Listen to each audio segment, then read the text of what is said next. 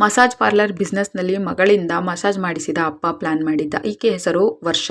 ಈ ಹುಡುಗಿ modern dress ಹಾಕಿಕೊಂಡು ದಾರಿಯಲ್ಲಿ ನಡೆದುಕೊಂಡು ಬರುತ್ತಾ ಇರುತ್ತಾಳೆ. ಅವಳ ತಂದೆ ಹರೀಶ್ ಅವಳನ್ನು ಹಿಡಿದು ಇಂತಹ ತುಂಡು ಬಟ್ಟೆಗಳನ್ನು ಹಾಕಿಕೊಂಡು ದಾರಿಯಲ್ಲಿ ಎಕ್ಸ್ಪೋಸ್ ಮಾಡುತ್ತಿದ್ದೀಯಾ, ನಡಿ ಮನೆಗೆ ಎಂದು ಎಳೆದುಕೊಂಡು ತನ್ನ ಪತ್ನಿಗೆ ಬೈಯಲು ಶುರು ಮಾಡುತ್ತಾನೆ. ಇದೇ ರೀತಿ ನಿನ್ನ ಮಗಳನ್ನು ಬೆಳೆಸಿರೋದು, ಇದರಿಂದ ನನ್ನ ಮರ್ಯಾದೆ ಹೋಗುತ್ತದೆ. ನೀವು ಮಿಡಲ್ ಕ್ಲಾಸ್ ಜನಗಳು, ನಿನ್ನ ಮಗಳಿಗೆ ಬುದ್ಧಿ ಹೇಳು ಎಂದು ಬೈದು ಹೋಗುತ್ತಾನೆ. ಆಗ ಕಮಲ, ನೀನು ಬೇಕಾದರೆ ಇಂತಹ ಬಟ್ಟೆಗಳನ್ನು ಹಾಕಿಕೋ, ಆದರೆ ನಿನ್ನ ಅಪ್ಪನಿಗೆ ಸಿಕ್ಕಿ ಹಾಕಿಕೊಡಬೇಡ ಎಂದು ಬೈಯುತ್ತಾಳೆ.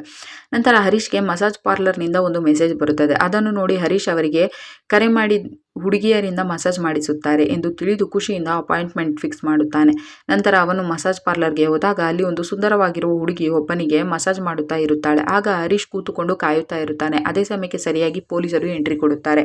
ಆಗ ಇವರೆಲ್ಲ ಶಾಕ್ ಆಗುತ್ತಾರೆ.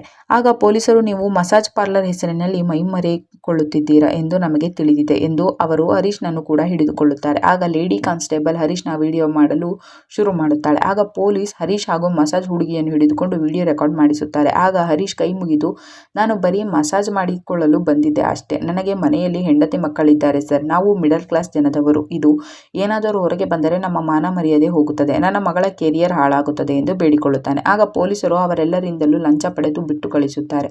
ನಂತರ ಪೊಲೀಸ್ ಮಸಾಜ್ ಗರ್ಲ್ನಿಂದ ಫ್ರೀಯಾಗಿ ಮಸಾಜ್ ಮಾಡಲು ಅವಳನ್ನು ಹತ್ತಿರ ಎಳೆದುಕೊಳ್ಳುತ್ತಾನೆ. ನಂತರ ಹರೀಶ್ ಮನೆಯಲ್ಲೇ ಸಪ್ಪಗೆ ಇರುವಾಗ ಅವನ ಪತ್ನಿ ಕಮಲ ಏನಾಯಿತು ಎಂದು ಕೇಳುತ್ತಾಳೆ. ಆದರೂ ಹರೀಶ್ ಏನು ಬಾಯಿ ಬಿಡುವುದಿಲ್ಲ. ಮರುದಿನ ವರ್ಷ ಬೋಲ್ಡ್ ಡ್ರೆಸ್ ಹಾಕಿಕೊಂಡು ಮತ್ತೆ ಸೆಲ್ಫಿ ತೆಗೆದುಕೊಳ್ಳುತ್ತಿರುತ್ತಾಳೆ. ಅದೇ ಸಮಯಕ್ಕೆ ಹರೀಶ್ ಅವಳ ಹತ್ತಿರ ಬಂದು, ಮಗಳೇ, ನಿನಗೆ ಬೇಕಾದ ಡ್ರೆಸ್, ಚಿಕ್ಕ ಚಿಕ್ಕ ತುಂಡು ಡ್ರೆಸ್ಗಳನ್ನು ಕೂಡ ನೀನು ಹಾಕಿಕೊಳ್ಳಬಹುದು, ಆದರೆ ನಾನು ಹೇಳಿದ ಕೆಲಸ ನೀನು ಮಾಡಬೇಕು, ಇದರಿಂದ ನನಗೆ ಸಂಪಾದನೆ ಕೂಡ ಆಗುತ್ತದೆ ಎಂದು ಅವಳಿಗೆ ಒಂದು ಐಡಿಯಾವನ್ನು ಕಿವಿಯಲ್ಲಿ ಹೇಳುತ್ತಾನೆ. ನಂತರ ಅದಕ್ಕಾಗಿ ನಾವು ನಿನ್ನ ಒಂದು ಫೋಟೋಶೂಟ್ ಮಾಡಬೇಕು ಎಂದು ಹೇಳಿ ಮಗಳಿಗೆ ತುಂಡು ಉಡುಗೆಗಳನ್ನು ಹಾಕಿಸಿ ವಿವಿಧ ಭಂಗಿಗಳಲ್ಲಿ ಹರೀಶ್ ಆಕೆಯ ಫೋಟೋವನ್ನು ತೆಗೆಯುತ್ತಾನೆ.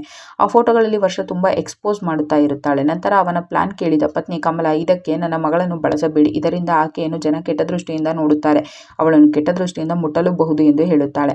ಆಗ ಹರೀಶ್, ನೀನೇನು ಹೆದರಬೇಡ, ಯಾರು ಕೂಡ ನನ್ನ ಮಗಳನ್ನು ಟಚ್ ಮಾಡಲು ಸಾಧ್ಯವಿಲ್ಲ, ನಾನು ಅದನ್ನು ನೋಡಿಕೊಳ್ಳುತ್ತೇನೆ ಎಂದು ಆಕೆಯನ್ನು ಬಲವಂತವಾಗಿ ಒಪ್ಪಿಸುತ್ತಾನೆ.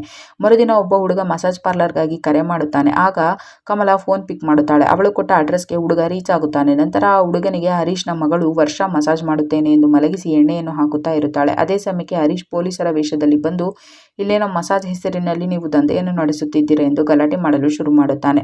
ಆಗ ಹೆದರಿದ ಯುವಕ, ನಾನು ಒಳ್ಳೆಯ ಮನೆತನದವನು, ನನ್ನ ಮರ್ಯಾದೆ ಕಳೆಯಬೇಡಿ ಎಂದು ಬೇಡಿಕೊಳ್ಳುತ್ತಾನೆ. ಆಗ ಹರೀಶ್ ಅವನ ಜೊತೆ ಒಂದು ಸೆಲ್ಫಿಯನ್ನು ತೆಗೆದುಕೊಂಡು, ಇದನ್ನು ನಾನು ನ್ಯೂಸ್ ಪೇಪರ್ನಲ್ಲಿ ಹಾಕಿಸುತ್ತೇನೆ ಎಂದು ಬ್ಲ್ಯಾಕ್ ಮೇಲ್ ಮಾಡುತ್ತಾನೆ. ಆಗ ಕಮಲ, ಆ ಹುಡುಗನಿಗೆ ಹಣ ಕೊಟ್ಟು ಇವರನ್ನು ಕಳುಹಿಸಿಬಿಡು ಎಂದು ಸನ್ನೆ ಮಾಡುತ್ತಾಳೆ. ನಂತರ ಹೆದರಿದ ಯುವಕ ತನ್ನ ಅಕೌಂಟ್ನಿಂದ ಹರೀಶ್ನ ಅಕೌಂಟ್ಗೆ 25,000 ಟ್ರಾನ್ಸ್ಫರ್ ಮಾಡುತ್ತಾನೆ.